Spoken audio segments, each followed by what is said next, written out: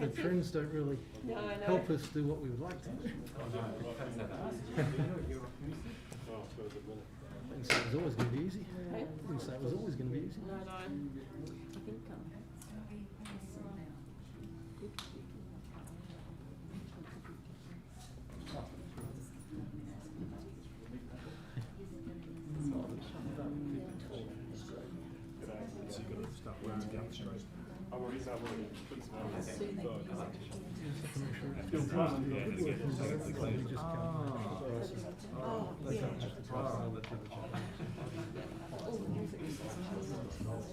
There's a work-life balance. As soon as you get somebody said that, you know they're going to do the absolute opposite. Yeah, but you know, you don't have to find from our perspective, so you need to get a very Ladies and gentlemen, excuse me, ladies and gentlemen, calling the meeting to order. It being the allotted hour, I declare this meeting open at 6:02. Welcome to the Town of Bassendean Annual General Meeting of Electors. Thank you all for your attendance. It's lovely that here in WA we have been very fortunate and spared most of the serious side effects of COVID and can still come together at a meeting like this. We are fortunate indeed. I would like to respectfully acknowledge the traditional owners of the land on which this event is taking place today, the Wajak Noongar people of Western Australia, and pay my respects to elders past and present.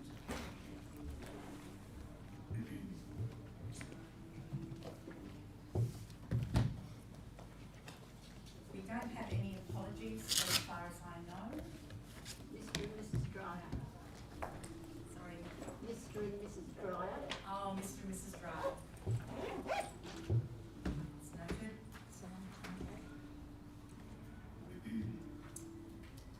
So tonight's meeting is about reporting back to the community on the town's performance during the past financial year. I want to take a few minutes to reflect on 2020-2021.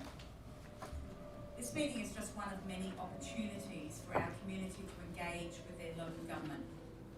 We always encourage our community members to send in their questions ahead of the meeting to enable administration to provide informed responses.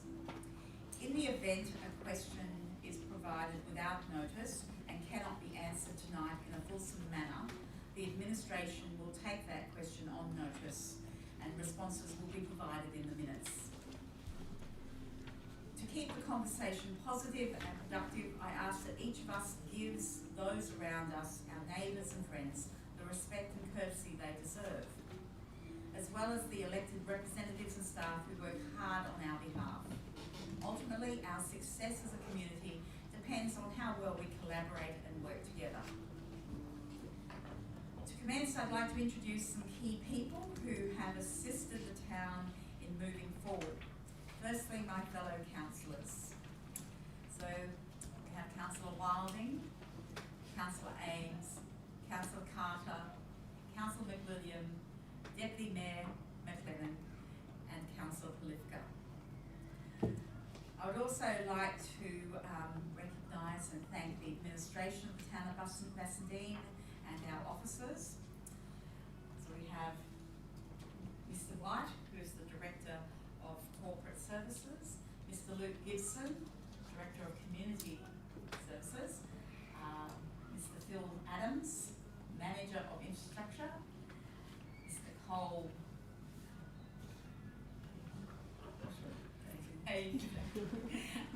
Environmental and Sustainability Manager. Over on our other side, we have Miss Amy Holmes, our wonderful minutes clerk, Libby Canna, who is a whiz at governance, and of course our CEO, Miss Peter Maus. To our guests, please note you can find a copy of the town's 2020-2021 annual report on the Town of Bassendean website, and I invite you all to read it.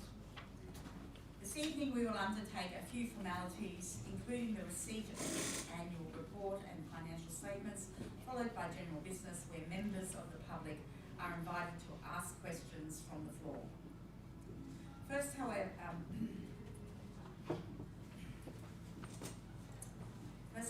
commence the formalities by delivering my message from the annual report. The full forward is in the report itself. I am honoured and privileged to be serving this community for a further term, and more recently have been appointed Mayor to the town of Bassendean, which is a real honour. For the purposes of 2021, I would like to recognise the incredible efforts of former Mayor, Councillor McLennan, whose leadership contributed significantly to achieving the change our community wants to see. Fortunately, Councillor McLennan has continued her term as a councillor and now Deputy Mayor. I'd also like to thank former councillors Gangel, Wilson, Quinton and Barty, in addition to Councillor McWilliam, who has graciously continued her term. 2020-21 was a rewarding year in terms of collaboration and forward planning. The impacts of the pandemic throughout the year caused Council to promptly implement a range of financial measures to support ratepayers and offer certainty in difficult times by developing a financial hardship policy, a commitment to no increase in rates revenue and deferring underground power charges. Our commitment to be environmentally sustainable saw the town roll out FOGO as the first council north of the river to achieve this. Bassendean is now the envy of other local governments for their knowledge and expertise in this area. I am pleased to advise that since implementing FOGO, our community has reduced the amount of waste going to landfill from 20.6% right up to 62.6%, which is an incredible effort and could only have been done with the collaboration of this community. Additionally, a new strategic waste plan has been created and progress made towards implementation.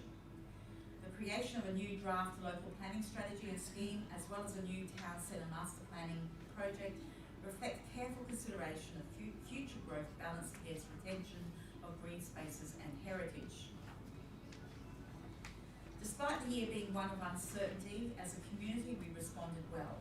The pandemic impacted a number of our residents, and however, with the incredible dedication of wonderful volunteers providing support to our most vulnerable, opportunities for the community to connect were realised. The support, care and commitment shown to our community has been outstanding, and I thank everyone for their efforts, resolve and resilience.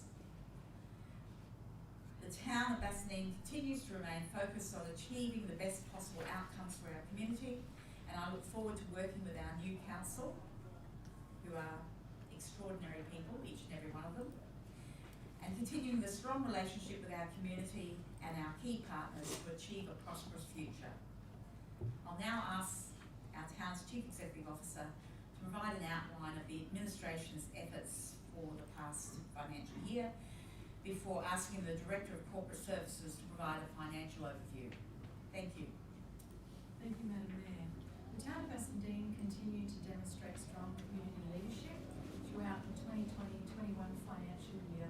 This marked our first year of operating under our newly developed strategic community plan, which provides a 10-year outlook to guide planning, activity, resource allocation and decision-making in line with the aspirations and priorities of our community.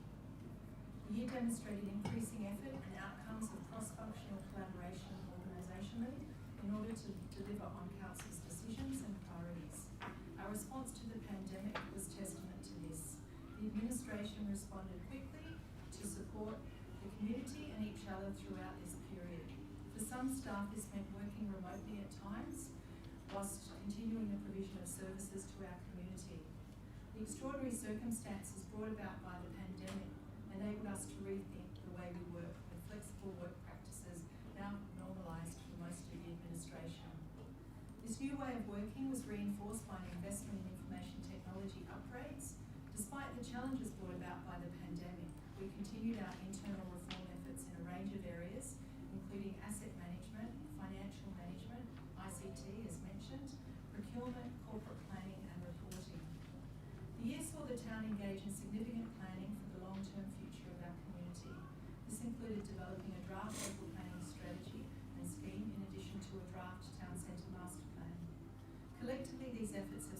strengthened our corporate governance and positioned us well for the future of our organisation and the community. In addition to the usual services, supports and facilities that the town provides for our community, projects undertaken in the 2021 year included substantial progress towards a community-led town centre master plan to attract investment and fulfil the community's vision for a vibrant town centre. I'm pleased to advise this is now complete and discussions are underway with the state government in terms of how this can be translated into action. Creation of a draft local planning strategy and scheme which we hope to share with our community for feedback. A strategic river assessment to plan for the health and preservation of our river and foreshores. The introduction of food organics and garden organics bin system and a raft of other initiatives to reduce the amount of waste going to landfill. Planning for the underground power in parts of Eden Hill and Bassendean in conjunction with Western Power. Planting out another 1,000 new shade trees across our neighbourhoods to combat the effects of climate change, provide our community with cooler, more walkable streets and provide important habitat for bird life. Building 2 new playgrounds at Palmerston Reserve, Bassendean and at Padbury Way, Eden Hill. Substantial planning towards a new playground at Sandy Beach with a tender for construction awarded early in 21-22. The playground is now well underway and due to be opened in the middle of 22. Creation of a master plan for Jubilee Reserve, which Council has since endorsed and approved up to $2 million of funding towards. More recently, the town has advocated to other tiers of government to also contribute.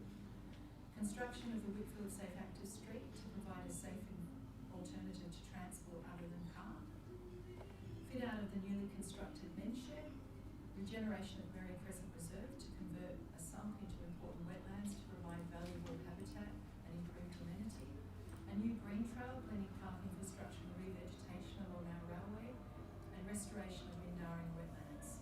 Importantly, none of this would happen without the support of our community. We delivered one of the biggest works programs and internal reform agendas in many years. This was in addition to our operational services, which include the statutory services we are required to deliver as a local government, and a range of other services our community has come to enjoy.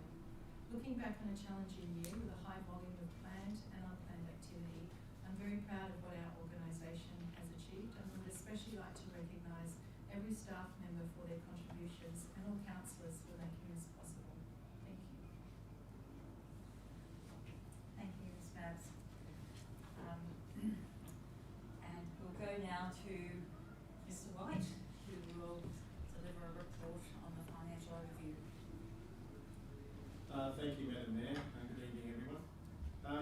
The 2020-21 annual financial statements are included in the annual report. The financial statements occupy the second half of the report. You'll find them commencing on page 39. I don't propose to go through them all in detail tonight. It's quite voluminous, but I'd just like to highlight a few pertinent points.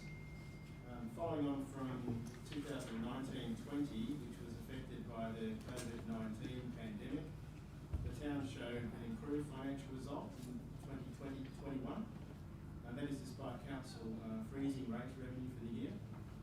And the improved result arose from firstly higher than expected revenue from fees and charges, and that resulted from higher than expected utilisation of the town's facilities and strong growth in planning and building approvals.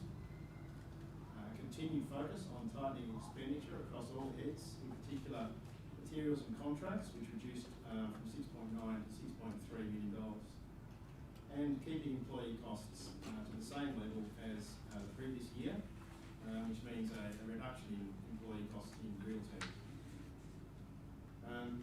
Looking at the statement of comprehensive income, operating revenue for the year was up $637,000 or 2.8% from budget, and similar in total to the previous year.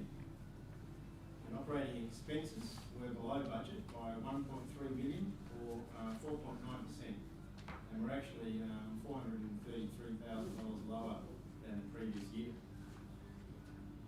We had a total of 7,308 rateable properties in the town, which is an increase of 48, and those properties generated $13.5 million in rates revenue. The town increased efforts at reducing outstanding rates debt from those who could afford to pay, with rates and charges debt falling 13% during the year.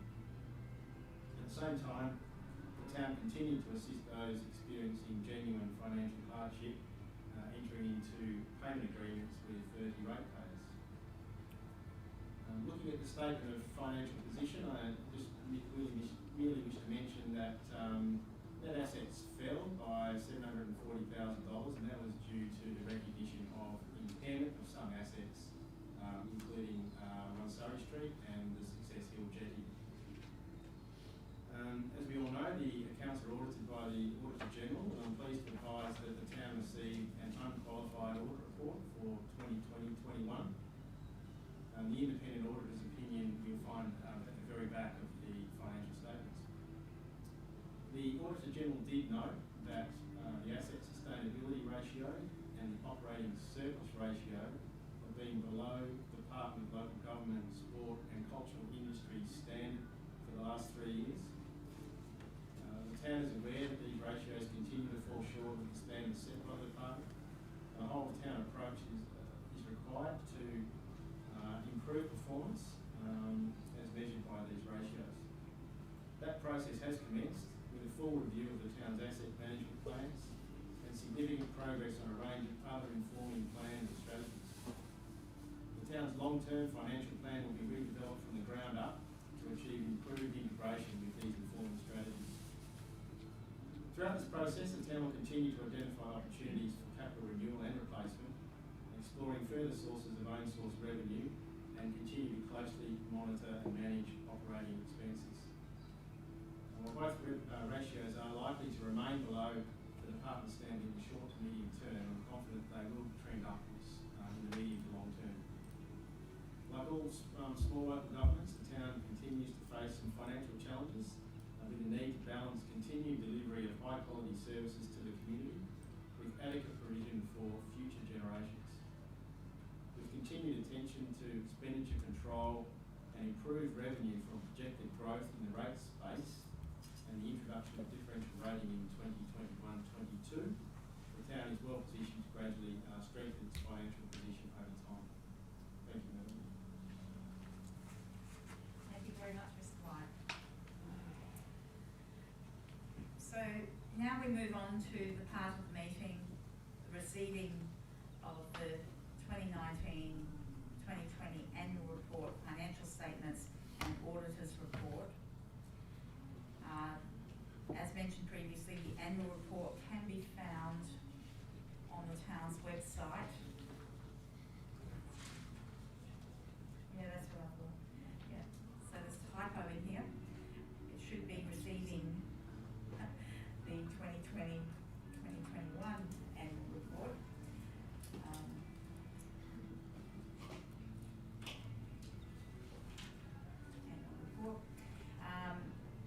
As I was saying, the annual report can be found on the town's website.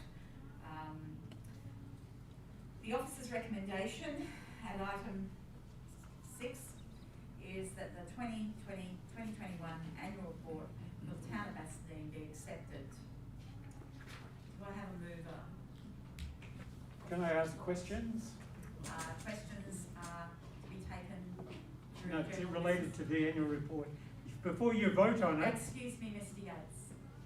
You're not presiding at this meeting, so you've asked if you can ask a question, and I've said that that's not correct. You can do that during the general business of the meeting, as set out in the agenda. So if you could hold your fire until the general business. Madam Mayor, in the past, before the community here gets a chance to vote for or against accepting the annual report, they are allowed to ask questions of the annual report.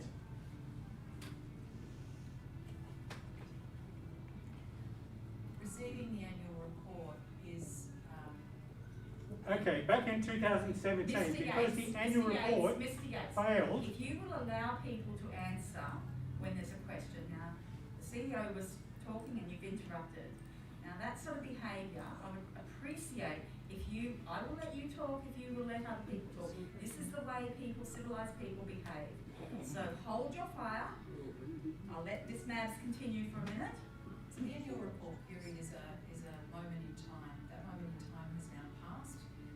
What is before you is representative of that 12-month period of time. We've provided a summary of what that looks like. There's certainly provision in the next agenda item to ask any questions, but what's before you now is a action to receive as electors to receive the annual report. Part of the past procedure, Madam Mayor, is that the people here at the meeting have an opportunity to raise comment about the annual report, which may decide the outcome of whether this meeting accepts or does not accept your annual report. Okay. Now, So if you Mr. don't know the Yates, rules... Stop for a minute, please. I'll answer that. Basically, I did look at other local governments and their agendas. I've also looked at some of our past agendas for these meetings, the general meetings of electors. The formatting of this agenda has been set. I do know that we received an email 2 days ago asking for that formatting to be changed.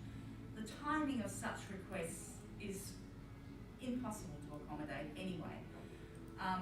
If you have queries about the formatting of the agenda, it would be appreciated to actually have those questions and perhaps a discussion could ensue, but not in the late last hour before we actually come to a meeting. Madam Mayor, Mr. Yates. Mr. Yates, this, you are you are being wrong. obstropolous. You are wrong in saying that I, for example, was involved with changing the format of this meeting. Nothing to do with changing the format of the meeting. Before this meeting defines or votes on acceptance of the annual report, they should be given the opportunity to question the annual report. If you don't know the rules, I suggest you step aside. Mr. Yates, the agenda has a format.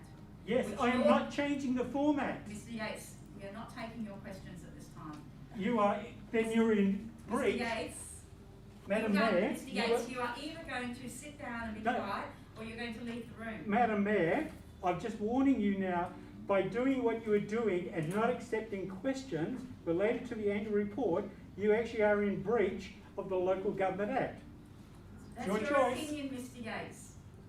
That is your opinion. No, that's that's only your opinion. That's the Local Government Hotline. Mr. Yates, Mr. Yates, if you wish to stay in the meeting, I would ask you to refrain from behaving in such a manner. It would be respectful to actually have a collaborative attitude in this room. It's not very conducive to having collaboration and having an increase in cooperation if we have these sort of interactions. So I understand, Mr. Yates, that you have a certain view. And I understand that it may be different from some of the views of other people. I might even agree with some of your views occasionally. But this is not the forum to actually be yelling across the room at each other. It's not the forum for that. You will have plenty of opportunity to ask your questions. Basically what's happening at this moment in time is the community members who are here, the small number of people who are here in this room, are being asked to receive the statements of the annual report. The document has already been created. The year has already passed. The auditors of the town have already audited these reports. So, we will go back to item 6, which is receiving of the 2020-2021 annual report, financial statements and auditors report. Do I have a mover?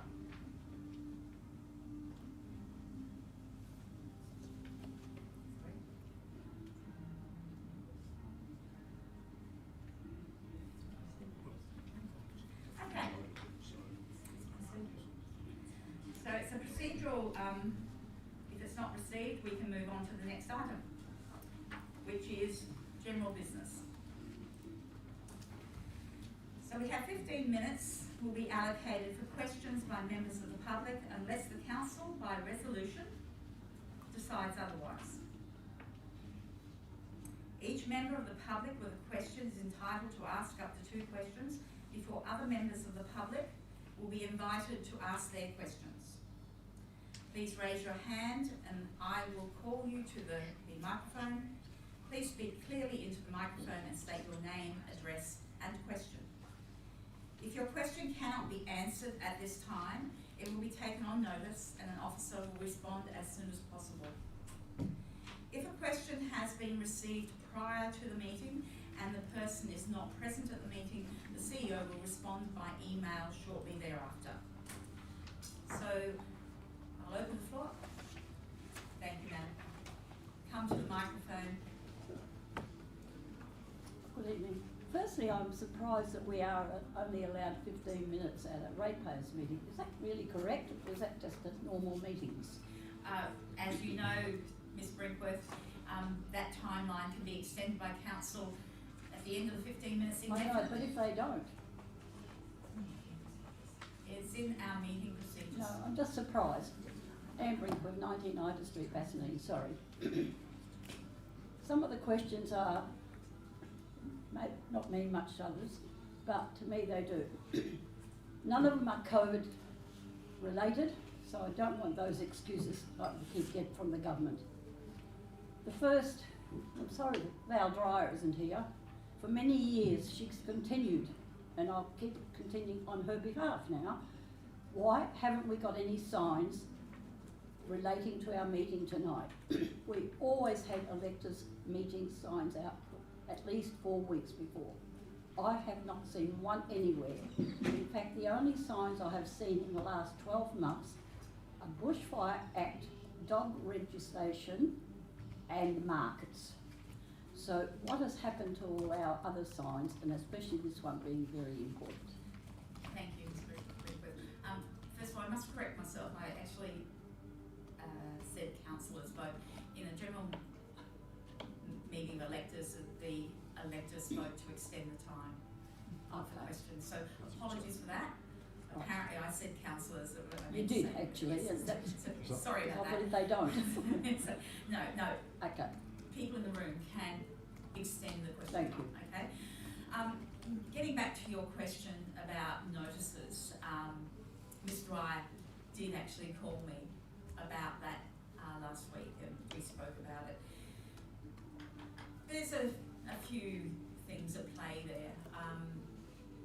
I think it would be difficult for the administration in this current climate, not knowing with COVID whether we were actually going to end up having a meeting online. Let me finish. I do know that the administration did publish online, and there were multiple other ways that they advertised. I'll let the CEO run through the list. But there were different avenues of advertising the meeting. But I do understand what you're saying, that the meetings in years gone by used to be advertised on the signs that... And around streets. The 6 signs that advertise the markets and things like that. I don't believe that's happened like for the last 2 years. The markets? No, the signs. The signs. No, well that's what I'm wondering why. Yeah. I will get the CEO to run through the list of where this meeting was advertised. It's been advertised quite a lot, but perhaps not in... Well, I only saw it in the stupid new paper that's called Perth Now. Yes. Okay, which no one reads because it doesn't refer anything to Bassendean. So it's a waste of time. Hello, Mrs. Brinkworth. Just to let you know, there is actually a statutory requirement in terms of how we advertise, and we meet those requirements, but always happy to take on feedback. But just to let you know, the way we advertise the meeting, there was an ad in the West Australian on the 30th of December. We put it up on our website on the 24th of December, but I appreciate not everyone's online. We had the public notice boards at 35 Customs Services here at the council chambers and also at the library. We posted it up there on the 30th of December. We also had a couple of posts on Facebook on the 28th of January and an extra post on the 5th of February. But always happy to take on feedback. So certainly for the purposes of the next meeting, we can look at the sandwich boards or something like that across the suburb. Well, the feedback I'm giving you as a past councillor, and we know that very well, when you do surveys and that, you don't have them in February because you're letting people know before the Christmas holidays, Yeah, virtually, and that's the whole problem. yeah. When I remarked today I was going tonight, people said, we didn't know anything about it. So that's, I'm just mentioning that. Yeah. Not like to see the signs back. I'm allowed 2 questions, right? Oh, you set me up. Okay, a lot more, but the next one is, last year, maybe September, October, I mentioned that John Gangel had got his plaque without his mayor term on it, and I brought it up, and I was promised that it would be done. I called him last night, and to my astonishment, it still hasn't been done. I'm really upset about that. I hope it's not deliberate, but can I have an explanation? I seriously doubt that it's deliberate. I'm just saying. I would have thought that John Gangel could have conversed if there was a problem. Why would he? Well, how he's been treated? He hasn't been treated badly at No, all, madam. sorry, that's your view. I'm asking a question. Yeah, I can advise you that was followed up, because I actually spoke to John straight after the meeting about the wording, and that's been arranged. I've had a vacancy in my office. My executive assistants left shortly after that time. So if you leave it with me, I'll follow that up, Mrs. Brookworth. Because the queer part, I was out with him on the particular day he got the email asking what years he was mayor. And we both thought, how come? You know that, obviously. You know, there's a board out there saying it. And I was actually with him when he replied to that email, so it's Yeah. ages ago. Yeah. And I decided to ring him last night just for curiosity. Yeah. And If you leave it with me, I'll follow Okay, that up. thank you. And let you know. Thank you.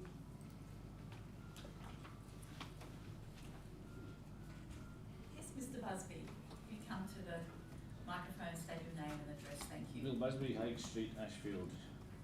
A few little things. Firstly, I'd like to support Mr.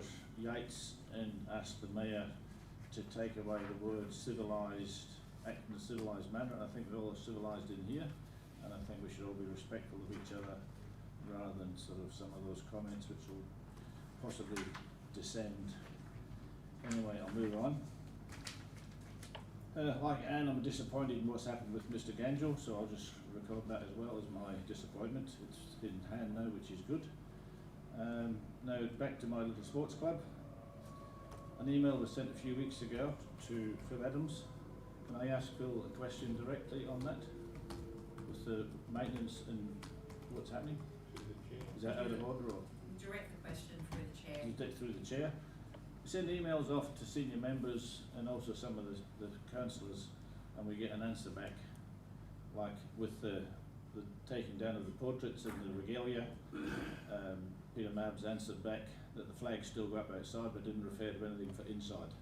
Is that still going to be put back up, some of the pictures, the Queen, the flag, or is that deemed historically insignificant now? It's funny, yeah, good. The Queen has pride of place at the doorway. As you're entering, you can see the Queen's photo on the wall. We have flags flying outside in the front of the building, which I think is a very appropriate place for flags, where it can be seen by all people, not just by people who come into this chamber. I have heard this subject matter raised several times. I do find it interesting that during a busy V-type period, for lack of a better word, when these dark and dank chambers were painted, brightened up, that these things were changed around, and there was no noticeable commentary from people for approximately 18 months, I think. Was it 18 months? Some long period of time. And it was only when someone got on the radio that it became prominent. Now, I think that flags do well flying on flagpoles. I think that's what they were designed for, and I think that that makes them a publicly visible acknowledgement. Clearly, you don't believe that. You believe that they should be decorating the walls in the chamber. I'm all for moving forward, and it's a bit like me being president of the club and taking down some of the memorabilia of the previous presidents or the previous recipients of awards or bits and pieces, and I'd have to answer to my membership, which would be a little bit more vocal than this sort of meeting, because everyone gets up at the annual JVN, has a crack at the president for everything that's wrong, but doesn't want the job. All I'm asking, because when I sent the email in, there was 2 questions, A, about the flags, and B, about the internals. The internals was not answered. So the email went to my email to you guys went to all the councillors. Nobody answered it back other than Peter. So I presume the answer there was Peter's answered it, nobody else has to look at it. But what was missed was the internals of here. Now if the Mayor or the CEO was good enough to say, here's the motion that was moved 18 months ago, I've not been as present in here as I have recently. So if 18 months ago there was a motion moved and everyone carried unanimously to change and take down a picture of the Queen and other regalia, that's fine. Maybe we could put a motion up to get it reinstated. I don't believe that a motion is required for what is essentially cosmetic changes in a building, within a building. I think that that's an administrative issue. I'd be very surprised at councils that would move motions on the decor within a building. Certainly, this building is fairly old and it's in need of many things. So I'm not entirely sure that I agree with you, Mr. Busby, and that's fine. We can have different points of view. Absolutely. All I was asking was for an answer to my email, which only got half an answer back, so you missed the whole point. So whether I'm a loyalist or not, I mean, I come from Scotland, so not necessarily after the Queen, but I think at the end of the day, there's historically a lot of stuff here. The flags are flying outside, that's great. All I'm asking is, and I wasn't in that period of the 18 months, I've taken a bit more interest in the thing after running for council a couple of times and missing out, and now stepping up my knowledge of council and council matters. So at the end of the day, I've been a volunteer all my life, and if people come to me with stuff, I'll try and help them, as you guys do, who elected councillors. Everyone who's been elected is elected on more transparency and more accountability. When questions are asked, sometimes they're diverted slightly and half gets answered. All I'm asking for, if I send an email to 7 councillors, I would like just a, yes, I've received your email, it's a load of rubbish, or well done, keep going, or whatever. Rather than one from the CEO, which bypasses everybody who just trusted that's been answered adequately. It's just good communication. Peter does a good job, councillor support it, great. If my letter's a bit of rubbish, tell me so, it's not a problem. When you're president of a sports club, you get plenty of questions and answers, and they're not always good. But you soldier on. Anyway, what I was asking was about the re-turfing at Ashfield. We've had no re-turfing for the last 12, 18 months, I'm guessing. The African grass is everywhere now. Every so often there'll be new turf laid. We accept there was wild weather conditions this year. Our goals are still a mess. There's ants everywhere, there's weeds and seeds everywhere. We've been left behind. I'm a member of the men's shed. Their gardens are magnificent, they're maintained. It seems to me every time I drive past, the young girl is there every other day. Fantastic. I would just like her to go a couple of times or something like that down to the club. And the other thing we get is the stand with the broken glass and the bits and pieces. I clean and maintain the stand, as do others. The town keep telling us that you maintain it. There's broken glass smashed extensively there now. Do we pick it up? Or do we contact you? I put the bins out, I take bins in, I pick up broken glass, I do stuff without fan or fear. When somebody smashes, we had cameras up there, they got pinched. Will the council reinstate the cameras for us? Will they contribute to the cameras to stop the mischief? Because if we can stop the people smashing it, then the ranger's going to be safer as well. Ranger does a fantastic job with the rangers. We ring them to move kids along. But when they smash things to smithereens and kids are going to play on the grass, it goes everywhere. So what do? Are we expected as the tenants to pick it up and look after it when it's not a mess? I think, Mr. Busby, it is disappointing to all of us when there is vandalism and when there is it is a widespread problem not just I'm just asking for an answer specific to this one. I'm not after the vandalism all over the place, the graffiti, the bits and pieces, because that's everywhere, and it is. All I'm saying is this affects me, because I'm the mug that picks it up, I'm the mug that sometimes cuts my fingers doing it, etc., and I should be wearing gloves every time. Sometimes we can't see the slithers of glass. All I'm asking, it's not a job for the ranger, it's not a job for you at Parks and Gardens, guys. Is it left to us to make it safe? If somebody slashes the little 2 or 3 year old running around, who's responsible? We know it's there, so we pick it up. Safety is everyone's practice. Just a couple of things, Mr. Busby. The reason I respond to your emails is if it's an operational matter and it sits within my bailiwick, I will respond to it. How long will it take to respond? That's why you get a response. In regards to your other maintenance queries, in regards to Ashford Sports Club, what we've tried to establish over the last 18 months or so is a direct contact with each of the clubs. What we were finding is that we were getting a sort of scattergun number of emails and requests from various members within the club to various members across the town, and it was getting a little bit unwieldy. So what we've actually done is met with each of the clubs. Phil Kelly is your conduit, Yes. and so I'd encourage you to work You will through notice him. every email I send you, Phil's included in the email, and before I send the email, I ring Phil and say I'm going to send an email on this issue, so we're all together. He's the president, I'm the vice president. We do work as a So Phil team. has advised us that he will communicate direct with us, so I'd encourage you to work through Phil. So can I get an answer on the glass? I don't know if you've heard of the broken window syndrome, but if We've had a few broken windows, so yeah, that's if you well aware of find, that. you know, broken glass, etc., and The it's windows in, are actually plastic in the change room, in they're your not glass. area of responsibility in terms of the day-to-day maintenance of the club, I'd encourage you to pick it up. To pick up the broken glass. Yeah. You are joking. So externally, somebody smashes glass in the stand. The council staff tell me that you maintain and clean the stand, and now we're doing it. Well, I think under our lease arrangements, there's certain obligations. The lease is expired, we don't have a current lease. Arrangements, and I think there's a reason why we. Yeah, haven't we've got renewed debt, that's the lease. accepted. Yeah, I'm the one paying the debt back. yeah. So I think Personally. that's another Yes. discussion. Thank you. So the sports clubs, whether it's Kelly's, Swan Districts, somebody creates mischief.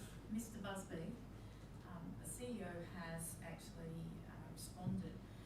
I would suggest that you potentially could go around in circles on this one tonight. If the gentleman, Phil Kelly, could perhaps contact the CEO direct, that, you know, I can't see a resolution here tonight. Before I came here tonight, I spoke to Phil and asked if he wanted to send us an email or whatever, some instructions on it, because we only just seen the broken glass on Monday night. So I'm being reactive and trying to help Phil, as you do with your senior staff. Okay. And maybe the senior So staff what think I'm they want to asking- come back and answer me. What I'm asking, Mr. Busby, is that this conversation is an operational matter for the administration. So I would suggest that this needs to be discussed with the CEO, the operational department of the organisation. And I'm asking you to go through the channels. I'm trying to spread the love so that everyone gets a little bit of work to do positively. Thank you. Thank you. Any other questions? Mr. Kay, lovely to see you here tonight. Thank you, Your Worship. Bruce Kay, 11 Earls Ferry Court, Bassendean. I have two questions. The first one relates to the report which says that we have planted 1,000 street trees in the town in the last year, whichever period it is. My question is, how many of those trees have naturally not survived? And so what's the net number? And two, how many of the trees have been cut down by ratepayers?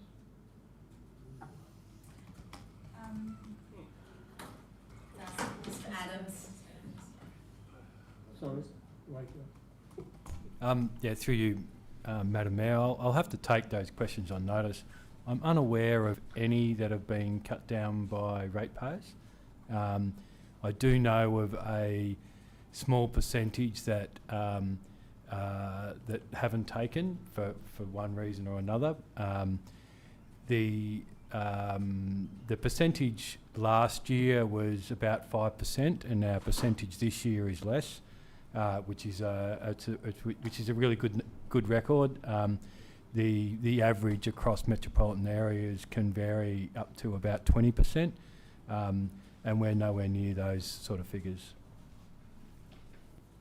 Thank you. Your Worship, I was asking the question because I'm aware that a lot of residents don't like street trees, not me, but a lot do, and they go and cut them down. And should we continue to plant street trees for someone to cut them down? And if they're failing naturally because not being watered or something's gone wrong, is there something in our process we should adjust? I do believe, Mr. Kay, that there's been significant improvements in the viability of the trees that have been, the stock that's been purchased is very, very good now. So that's partially why the loss rate has reduced significantly over the years. I must admit, I actually haven't, usually we will hear or know about trees that have been cut down. I haven't actually had any notifications of that in recent times. So that's an interesting point, that we haven't actually heard anything about that in recent times. So it may be something that's decreasing as well. Or alternatively, as in one case I know of, the neighbour pulled the tree out. The neighbours didn't want to report the guy because he's the neighbour. So there may be some issues in there. Yeah, the staff, when they're watering though, they do report back. As far as I know, the staff, when they're watering, they do report back. They have a report sheet on damaged and trees that are not faring so well. So there is a fairly strong mechanism in place to actually keep the information up to date. So. All right, thank you. That's fine. Let's press on and keep that going because I hate waste. My second question related to the town planning scheme amendment, which is coming out, TPS 11. And while I've tried to keep abreast of all the paperwork, I may have missed this, but I haven't seen anything in the paperwork where we're going to include developer contributions in the amended scheme.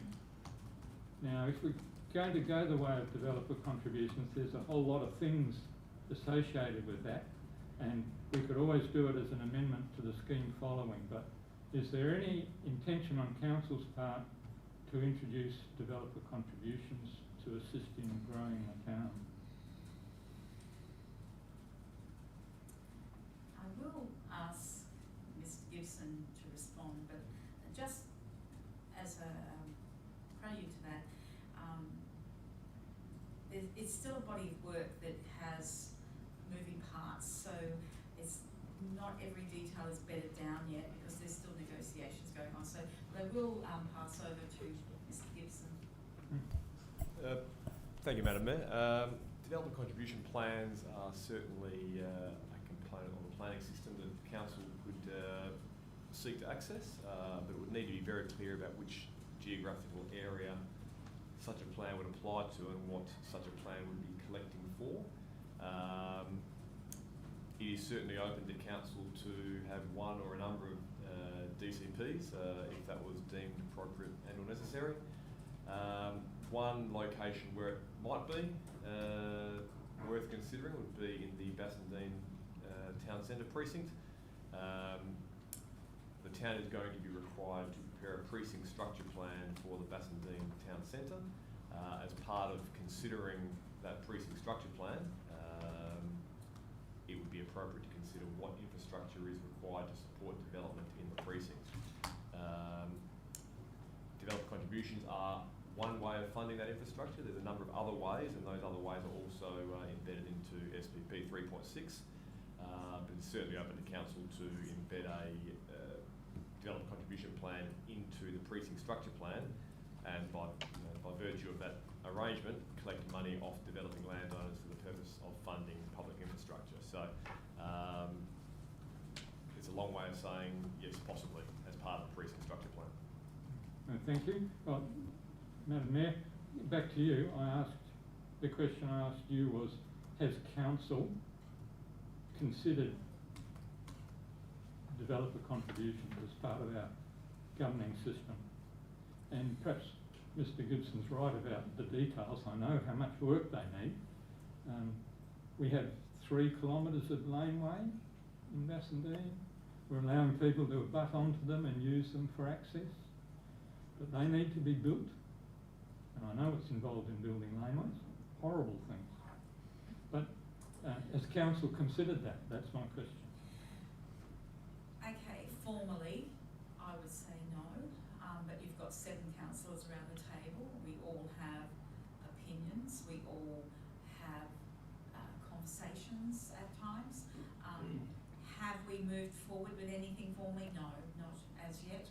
I think with the discussions currently going on under Mr Gibson's, with his department and state government, I think it would be remiss of us to actually preempt some of those discussions by forming rigid views in this space. I think we need to wait until some of the information, some additional information comes back from the negotiations that are currently ongoing.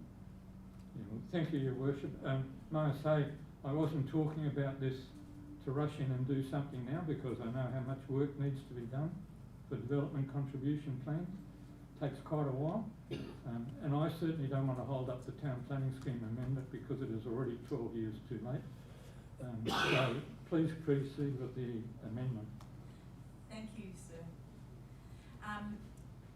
Just before we start, we've actually gone over the 15 minutes. Would someone from the audience like to move an amendment to extend the time? I have a mover, I have a seconder. All those in favour? That's carried. Right, so we'll extend the timing for more questions.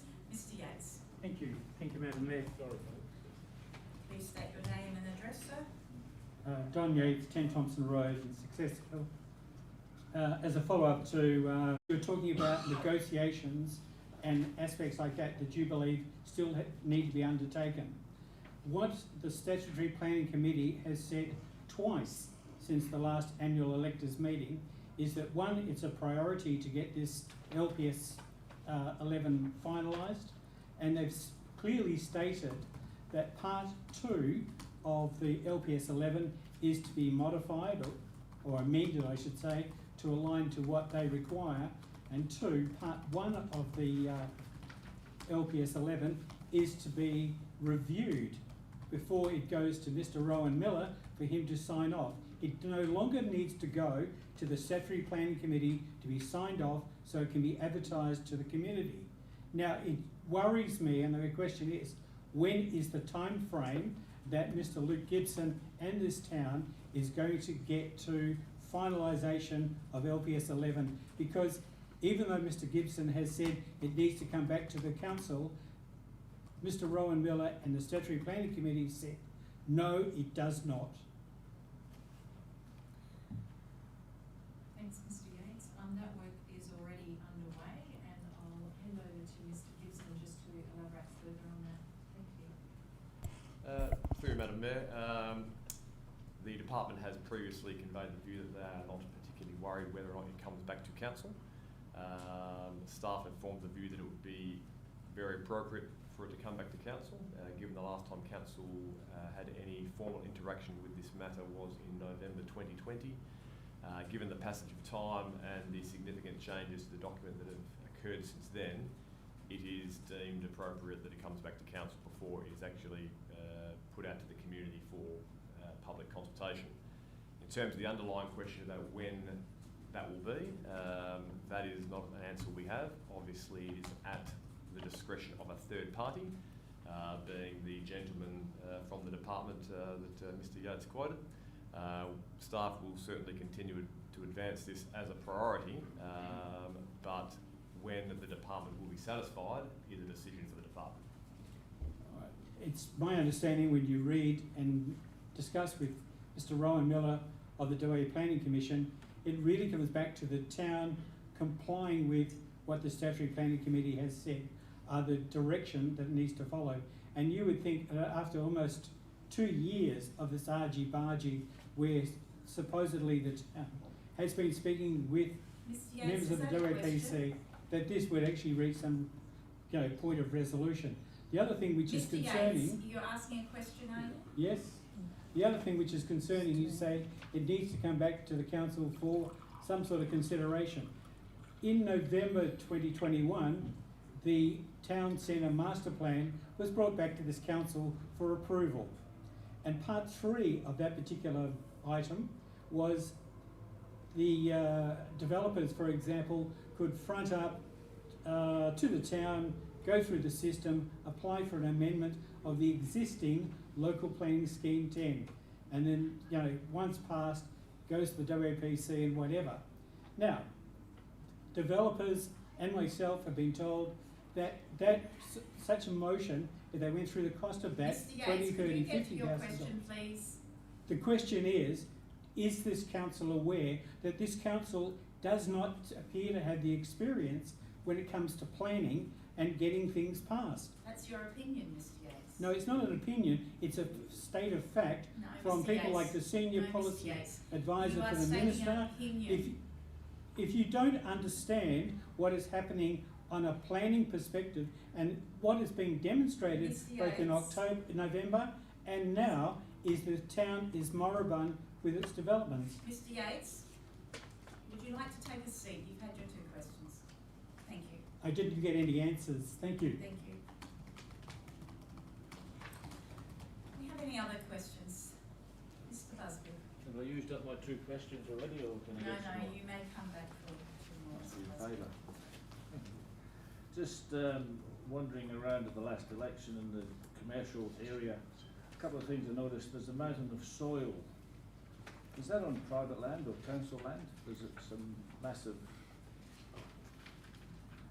Are you talking about the Tonkin Park containment cell? Whatever it's called, In the- it's massive. If you turn the corner and see it in front of you, you think, my God, you've got a Yes. 10-storey building there, nobody would know it's there. Who does it belong to, the land? It firstly? belongs, it's privately owned land. Is it safe or unsafe? It's, it has a long history. Been there a long time, I appreciate that. There was a similar thing in Malaga, and I think beside Buttercup Bakery, it finally got shifted after some time. Yes. What's the proposal yes, going okay. forward? It, What's it going to cost us? It's privately owned land. It has an EPA remediation action plan Yep. that was approved from memory in 2017 maybe. I can be Yeah, corrected fine, on that yeah. if it's wrong.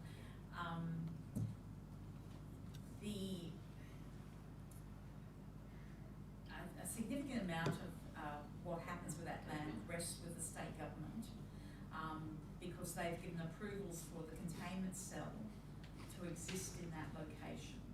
So when that industrial land was created some 25 years ago,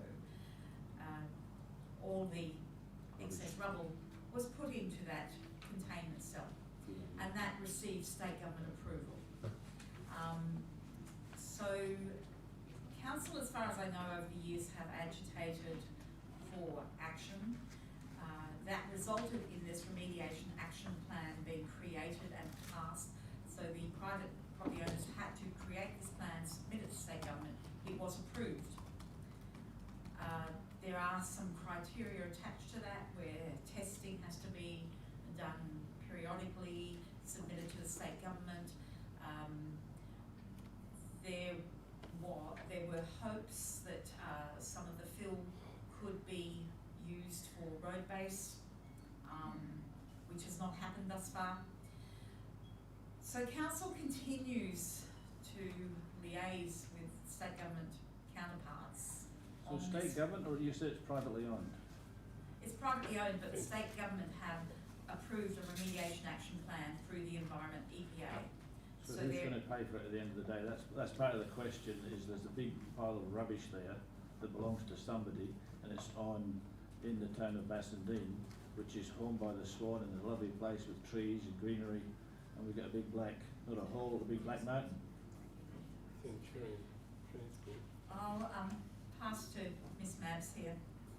Mr Busby, the state government is actually responsible for the regulation and the oversight of the contaminated site. So Well, it's that, yep, yep. something, it is a privately owned lot, and we cannot really interfere. We certainly have made inquiries in the past, but at the end of the day, you've got private ownership and state government oversight. In your town. Yes. But I mean, if my next door neighbour has a big pile of rubbish and there's all the same arguments put up, I'd be agitating to get it dealt with. And As long there's as just it- been a successful council election, Mr McGowan swept into government, is now the chance for our local member. Where do you go? I mean, to say you've sent somebody a letter and somebody hasn't answered and nothing's happened for a long, long time. We've got some new councillors, some good councillors on board, everyone's got good intent. Maybe it's time to gee it up a little bit. That's my question. You may like to contact our local member, Mr. Dave Kelly, and speak to him. You are? Sorry, you may like to speak to Oh, I Mr. speak to him on a Dave. regular Yeah. basis, but that's fine if that's part of his portfolio. And then the other one was, well done, I presume Fedco has finally cut the grass around their facility. When the grass has been cut, there's 3 dead trees in there, amazing, so they may not have been maintained for a period. So when the grass was that high, which is around October, who maintains or who makes the landowner the business? So, Mr. Busby, where were you talking about? I missed that. Fedco. They're just down, I forget the actual street they're on, but the grass was this high, dry, tinder thing, fire risk, and in that little street heading towards the big bund of rubbish is where Fedco are. The grass has been cut, so that's great, but in behind with the grass being cut, there's 3 or 4 trees dead or near dead, because I presume the staff couldn't see them, so they couldn't water them. I don't know. Just asking. Yeah, I'm not quite sure of the address that you're talking about and whether it's on private land or it's on Well, it's on the verge, on the corner. public bridge. I'll flick you an email with the address, the exact address. It just seems that if somebody's grass is that high, there's a fire risk. You can have a look at that. Okay? Thank you. Ms. Brinkworth. Next is my next favourite subject, the pensioner guard.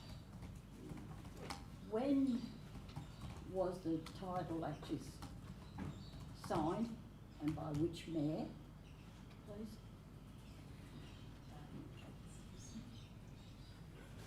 I've got a look here. So, Mr. Gibson, would you care to? Through you, Madam Mayor, the question was when was the agreement signed? Yes, and which mayor signed it? I believe that was the current mayor. I'm not sure. Apologies. It was the current deputy mayor, the former Mayor McLennan. The date it was signed, I'm not sure. It was obviously before the election. There was a delay in settlement, with settlement occurring quite some time later through no issue with the town, but seemingly it was former Mayor McLennan. So Mayor McLennan signed it, so that would be before the elections. Thank you. Now for our $2, where is the progress? What have they shown you? Where are we up to? I'm not being sarcastic. No. I'm aware that there are some garden works planned in the near future, but I'll let the CEO. So, settlement hasn't been that long ago. The keys have been handed over. Certainly there are plans underway for the residents and the garden, and we've certainly maintained contact with the Museum of Perth, Bruce Harley, and talked about the opportunity to advise our community of developments at specific milestones. So once there has been some progress made, we'll certainly make sure that we communicate that to our community. I'm hoping in the, whatever you signed, that you've put conditions there, because I haven't had good reports about the person you actually just mentioned, to be quite honest. Ms. Brinkworth, Yeah, sorry, but just we're not going to have speculation No, about someone's character or their. okay, sorry, I take that back. The progress is what I'm worried about, and you councillors, well, I naturally noticed 3 or 4 made sure they didn't go up for election this time, made that decision for the rest of the ratepayers just to take $2 horrible for it. So I hope something is done in the next couple of years. Thank you.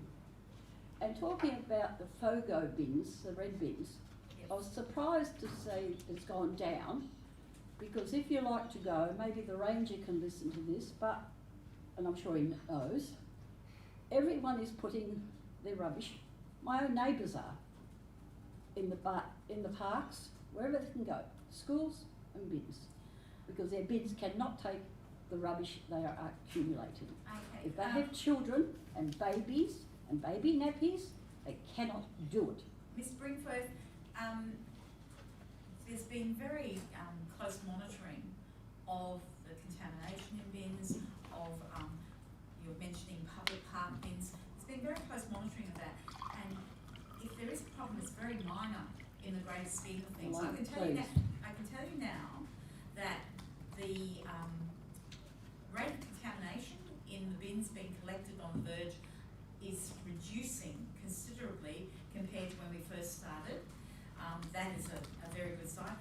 We are not there yet, because clearly some councils like Bunbury that have been going for like 10 years or more, they've got the contamination down to a very minimal amount, because their community have become accustomed to this system.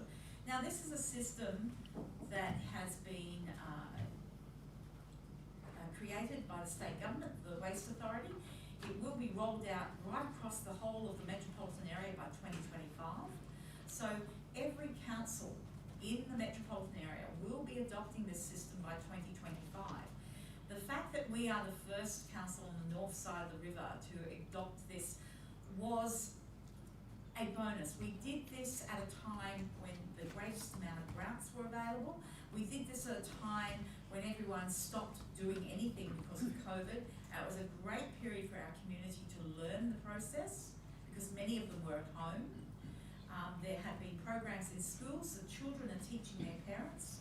So to go in less than 18 months from only 20%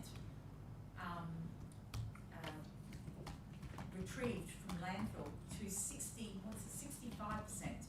is amazing. It's an incredible achievement for this council and for this community. Yes, there may still be some issues with a few households, but there are a whole host of programs that have been instigated by our waste staff. We have an incredibly talented waste staff who are very giving of their time. Community can pick up the telephone and speak to one of these people 5 days a week and get advice. They have gone out to people's homes to help them. So it is a system that takes a while to learn, but it is a system that is coming to every household in the metropolitan area.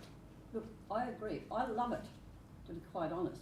But trying to educate people, we've got to start from schools, so mummy's doing the wrong thing. But what I'm saying, I do not like to say today, Anzac Terrace Park, it was full, the stuff was everywhere over it. It is disgusting to see. And I know the charity bins, the Salvation Army, that's why they got rid of their bins in Walter Road, because people were putting it there. Is there a way of putting a notice in the parks that, what do you call it, rubbish is not permitted or whatever? Okay, I'm going to answer this. The charity bins, I think it's a disgrace, the way people behave. And if you drive past Salvo's in Morley, absolutely disgraceful what people do and how they dump things. And it's not rubbish, it's everything. It's everything that can possibly come out of a house. So this is bad human behaviour. And the charity companies have asked and put notices up not to have anything dropped except during business hours. That's how they're trying to cope with it.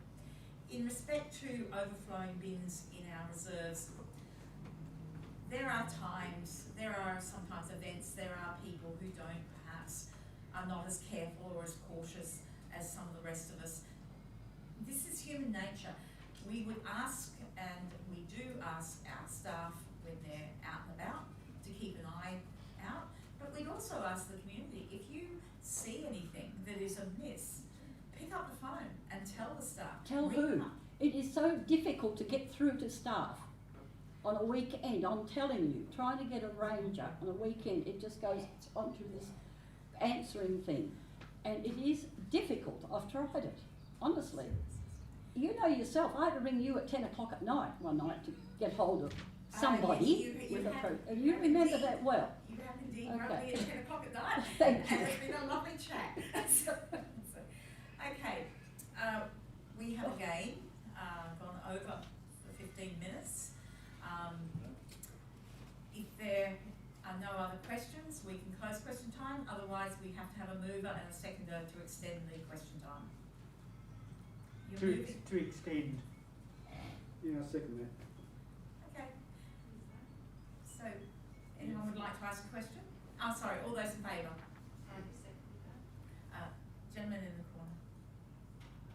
I don't know your name, sir. Mike Rindle, 583rd Avenue, Bassendean. Ah, sorry, I didn't recognise you with your mask, sir. Okay. Do we have someone else with a question? Mr. Yates. Thank you. I'm referring, Don Yates, 10 Thompson Road, Success Hill, referring to the annual report, item 29. It's concerning the home and community care, or whatever you want to call it.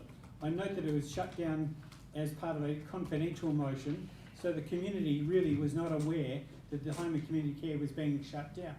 What was the net cost, or what was the net difference as to why this particular service was cut down and stopped, or is about to be stopped? Thanks, Mr. Yates. This has been a project that's been underway for a number of years, and it was subject to an independent review. There were many reasons why council considered it appropriate to divest from senior services, and I'll pass over to Mr. White, who was project managing this review. Thank you through you, Madam Mayor.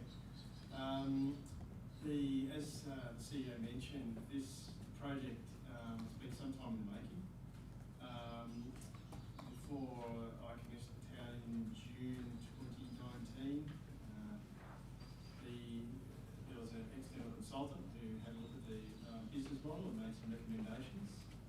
Further work's been done in the ensuing period, which ultimately culminated in a recommendation to council that the town divest from the provision of in-home support services to seniors, and that it do so from the expiration of its current agreement with the Commonwealth, its current funding agreement with the Commonwealth, on the 30th of June 2022.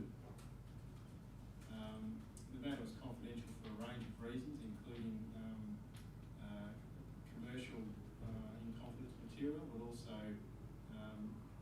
to allow proper consideration of the whole range of facts and circumstances that council need to consider in making a decision on this, and also to allow the administration to properly prepare for the decision. You appreciate that there are a number of the town's employees involved in providing these services, and we have obligations to those employees under various pieces of legislation, and also as a good local government employer. There are also considerations from the client's perspective and so on. In the event, council made the decision and sent the administration away to prepare appropriate plans to implement the project, including a workforce plan, a transition plan, which is required by the Department of Health, and a business continuity plan. We presented those plans and brought those back to council. Council endorsed them, and we then set about putting those into action, being in the first available opportunity, briefing staff and clients and holding community sessions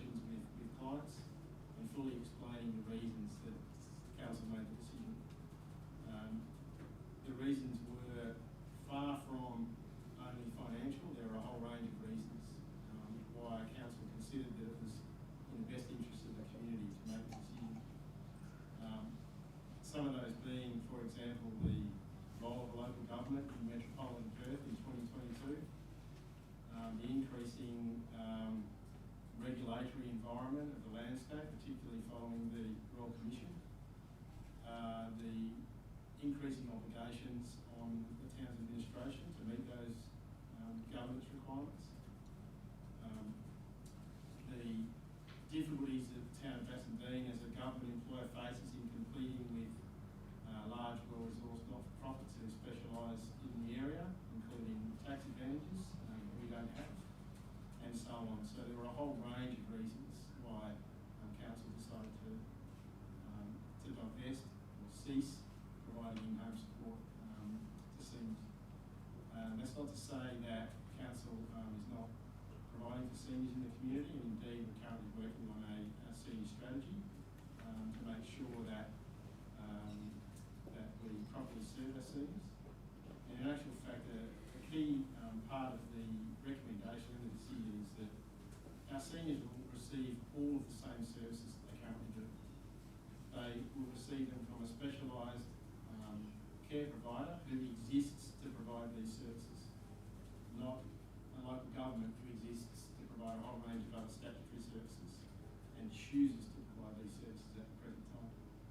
So it was a complicated process, it was a difficult decision, and it was made carefully, and in my view at least, and on my recommendation, for the best interest of our community. So the question also included what was the net cost to the town of Bassendean of running this service? Well, the service is still going. Yes, but So that, annually, what's the typical cost of this particular service? well, the service is funded. We provide different services. There's three types essentially. The first is under the Commonwealth Home Support Program, which is funded by the Commonwealth Government. The second is home care packages, which is generally, it's also funded by the government, but it's tailored to the individual person. So it's for higher need clients. And third is fee for service, where clients pay us to do certain things or provide certain services. So the model is supposed to be self-funding, whereby the town's expenditure should equal the revenue that it receives from Commonwealth Government grants to provide the service and client fees to top up the revenue to the town. So the model should operate on a cost-neutral basis. And to date, the town hasn't. The town is required to acquit its expenditure. So any grant, at the end of a grant, you need to provide a full acquittal to show how you've expended the grant funds. So the town has done that as it's required to do, and it has not, at this point, been required to repay any grant funds to the state and Commonwealth Government. So the service basically has been cost neutral. However, a provision has been made in this current year's financial statements, not the ones that we considered tonight, in case at the end of the service on the 30th of June this year, there is a requirement for us to repay any unused grant funds. The reason why I ask is because I have an aged neighbour who does use the home and community care at different levels, and also the staff from working on behalf of the town of Bassendean were also somewhat confused when the original announcement was made, and they didn't know whether they were going to have a job the following week. Well, that's not. I'd like to. I guess I'd like to mention that we held sessions with staff. I briefed staff fully at different sessions, different groups of staff, and informed them in great detail all of the things that I've mentioned here so far tonight and others. We have informed all of them of their rights. We have informed all of them of our commitment to do the best we possibly can in terms of firstly retaining them to continue to provide the services until the 30th of June. Secondly, assisting them in their job readiness to transition to other employment. And thirdly, to work with the incoming provider to hopefully ensure that as many of our staff as possible are given the opportunity to take up employment with the new provider. I think they're great aims. All I'm saying is the communication to the staff and the clients in a number of Mr. instances Yates, was this will not be your complete. last My question. second question relates to section 33, financial ratios. What was the asset sustainability value for the previous year and the current year for this report for the last 2 years? You know, you've got ratios here, but what was the actual amount paid for sustainability in the 2 years?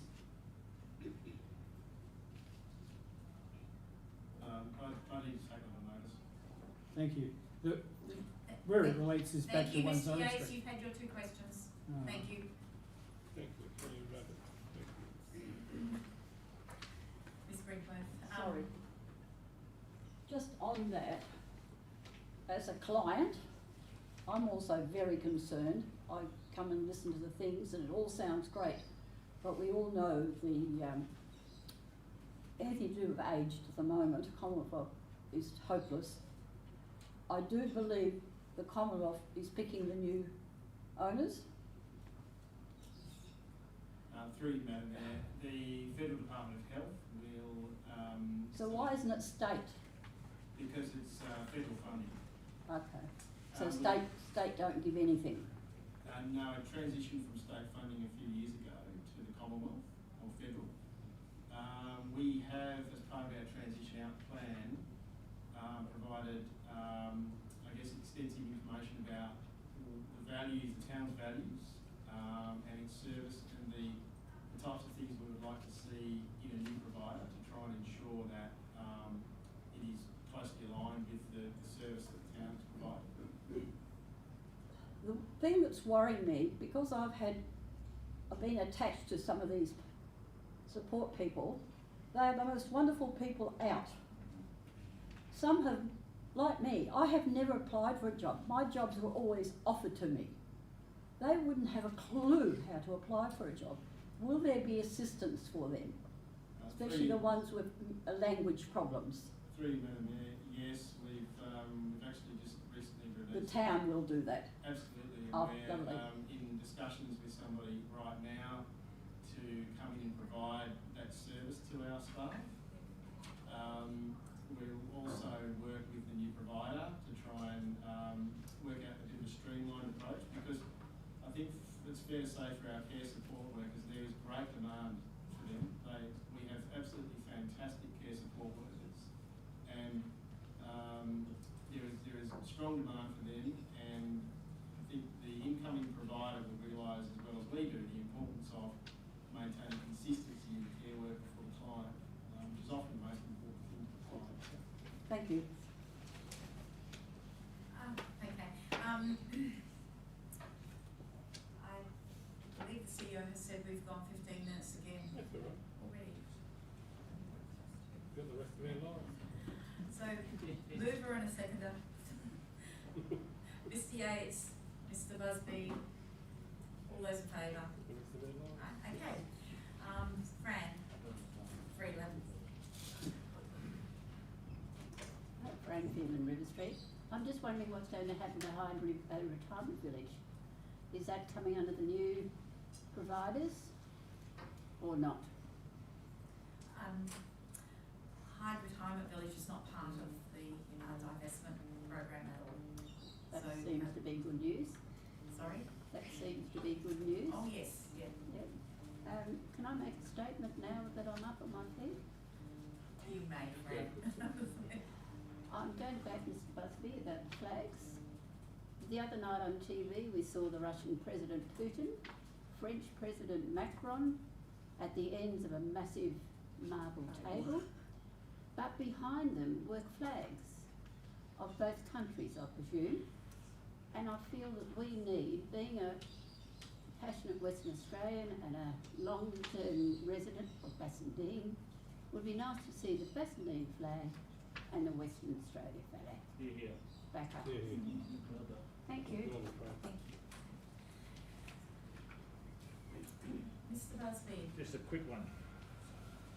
I looked up the address for the Fed Court, 16 Jackson Street, and it's one of Van Street. There's about 3 trees, may or may not survive in that street, so if they could be checked, that'd be great. And zone for tree preservation. And the other question which I want to ask for 2 years hence. Mr. Busby, Oh, sorry. sorry. I'm getting used to it that on, getting used Yes, to I it know. off. Do I need to repeat that address, 16 Jackson Street in Levan Street? I think So the we're CEO's spending a lot of got it. money on trees and there's 3 that's maybe dead already. Now, looking forward to 2 years' time, will or should we have a popularly elected mayor with the electors voting for that popular elected Well, mayor? Is that the right place to ask Mr. Busby, I believe, if I'm reading correctly, that a gentleman in the audience has a motion in, so if we get to motions, you get an opportunity to vote on that. We've got some difficulty, that's good. Thank you for that.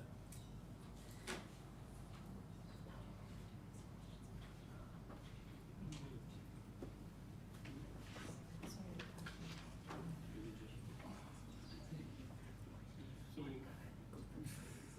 one more.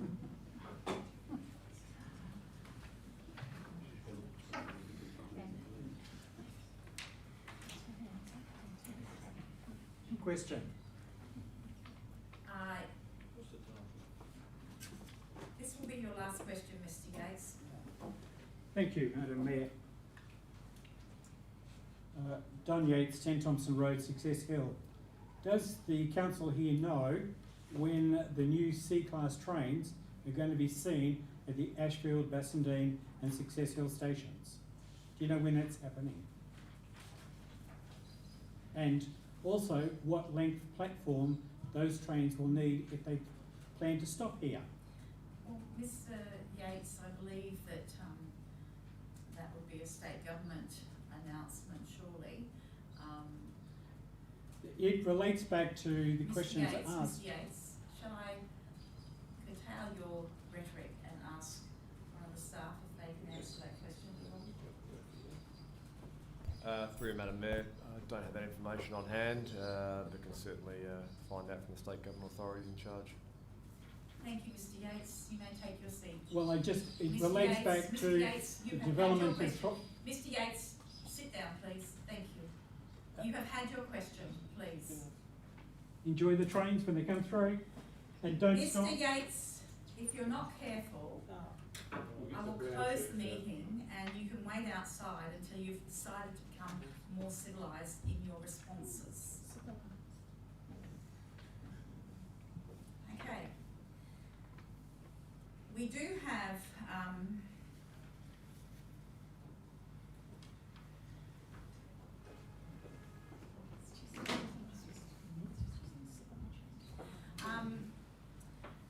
I've been asked to give you, the audience, the opportunity, going back to item 6, to receive the 2020-21 annual report, financial statements and auditors report. If there is a mover. Okay, we have a mover, Mrs. Brinkworth, and the seconder, Mr. Rundell. Do we have anyone opposed? Mr. Yates. So, sorry?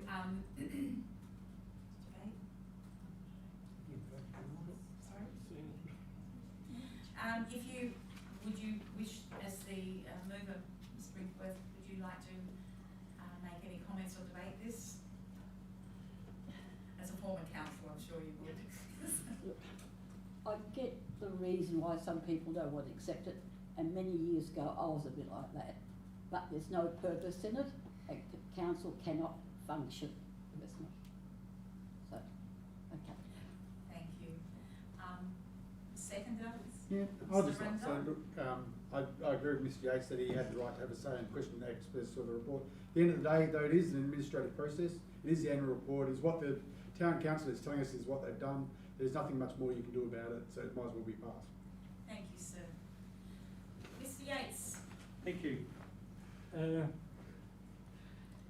While I take the points about the not accepting the annual electors, or the annual report, I should say, what it is a case where questions related to the annual report can be assembled, and yes, another meeting is required to consider the annual report, but at that time, the answers are then obliged to be answered, or the questions, I should say, are obliged to be answered.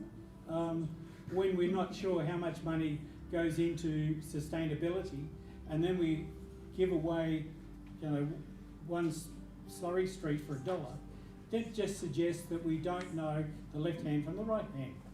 But if people vote for the acceptance of the annual figures, I understand that, but it's a disappointment that questions related to the annual report are not allowed to be accepted and answered. If they were answered in the normal form before this motion was placed, then there'd be a good chance that the answers would be given and people would vote accordingly. Thank you.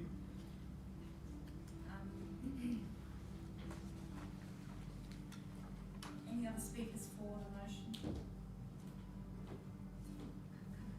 Before we go on,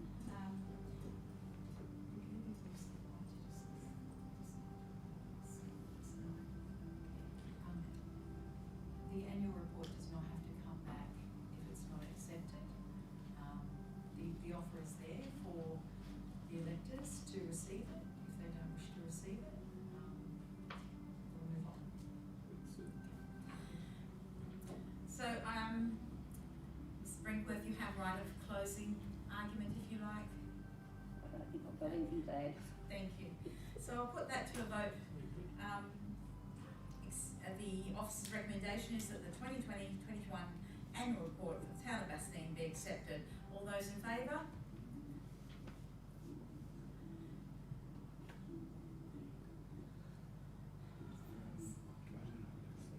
Yes. Okay, that's not carried. Thank you. So we'll move on now. I'd like to ask if... Excuse me? Not carried? There's 4, 5. Well, I'm choosing not to vote because I actually haven't even seen it, Right, and okay. I understand the procedure you're trying to do, but I haven't seen it, and it'd be very ambiguous of me to vote for something just to go through the procedure of it with respect. Likewise. So it passes. I ask for the no. No, not necessarily. Sorry. Can you ask for the against when we get a number of the against? Yes. I know.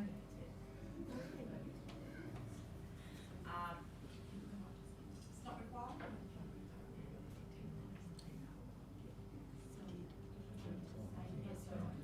So those people that haven't read the report actually don't have to participate in the voting. So if you don't want to, if you choose to sit outside the voting, that is fine. So for those that want to vote, Yes, perhaps that's right. if you could just indicate. Can I just add, just say something? Yes.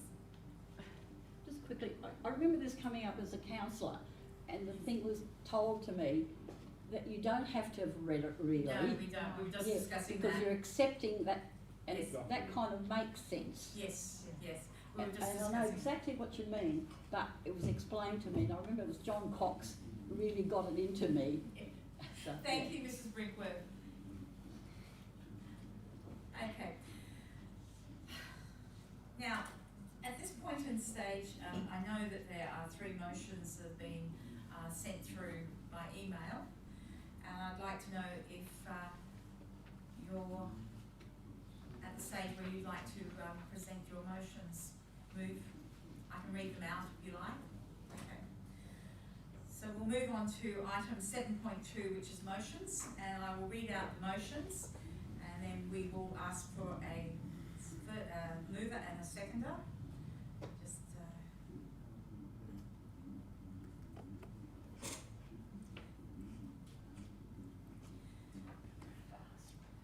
so the first motion, that the town of Bassendean facilitates either a community census or accepts by May 2022 that the town of Bassendean adopts the reorganisation of the administration to be led by a popular elected mayor by a majority of the voting town of Bassendean community, and such a election is aligned with the normal local government councillor elections and procedures usually held every 2 years.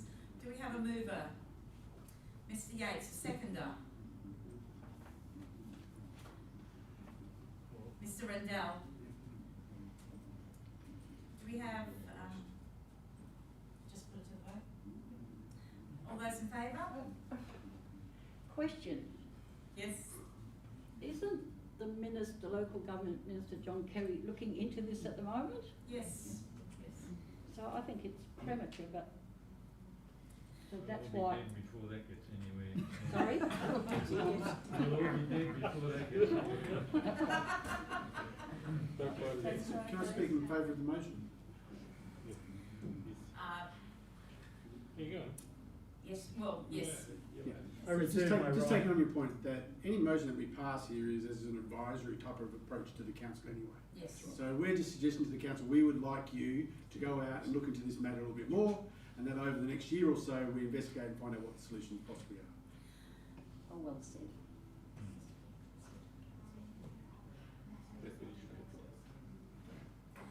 Any resolution passed at this meeting will be presented to council anyway. That's what I'm saying. So Yes. it's an advisory motion to the next council meeting, Yeah, for the council then to make a decision as to what the next step of action is. correct.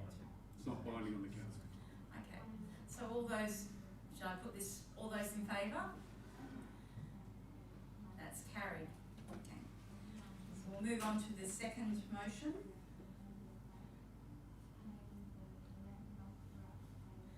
That the town of Bassendean facilitates a competition to seek out practical and rewarding ways that the north and south communities of the town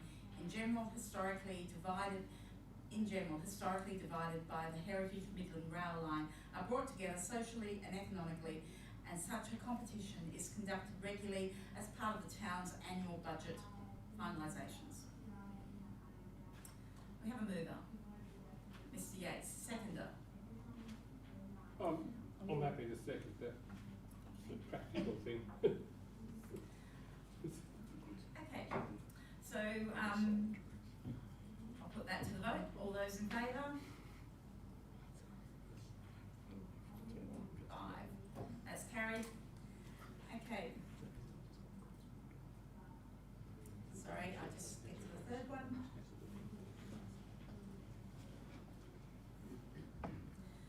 And I'll read this one out as well. That the town of Bassendean contributes to affordable housing within the community by releasing by June 2023 certain lands from the land assets held by the town to form 25 building lots of a minimum of 400 square metres each, to be known as community land titles under the terms, conditions and guidance defined by the Department of Land's community titles guidelines, usually at no or minimum upfront costs for community title participants. Have a mover, Mr. Yates, seconder. That lapses for a seconder.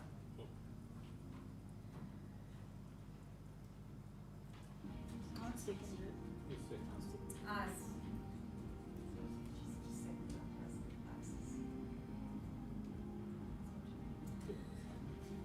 Madam Mayor, Okay, that's just a fine. proposal to speak to it because it's the first time I've seen it, and I just want to understand the intricacies of the reason why.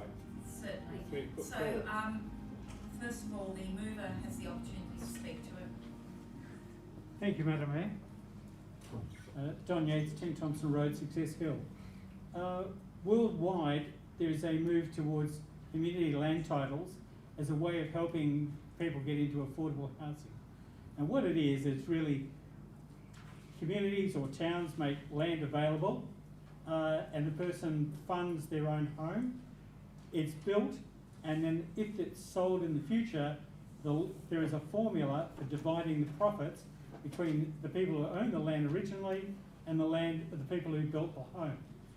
To recognise this, Landgate has, through the Minister for Planning, released a document this year, mid-year, or actually last year, about the whole community land titles. And it's designed to encourage that sort of development. Now the town owns some 60,000 square metres up at Mary Crescent Reserve.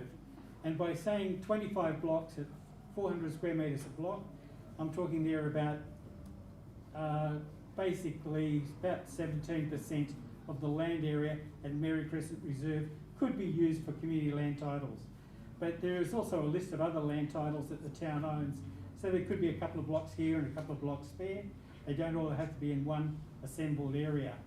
But it's an example where the town of Bassendean can indicate that it's supportive of people generally moving to the town, people who may be financially not well off, but they have the opportunity to actually build their own home without the cost of maybe $250,000 to actually fund the land aspect. They just have to build a home of normal quality and whatever. So it's a PR exercise by the town to the broader community to say, Bassendean, here we are, and this is what we're doing.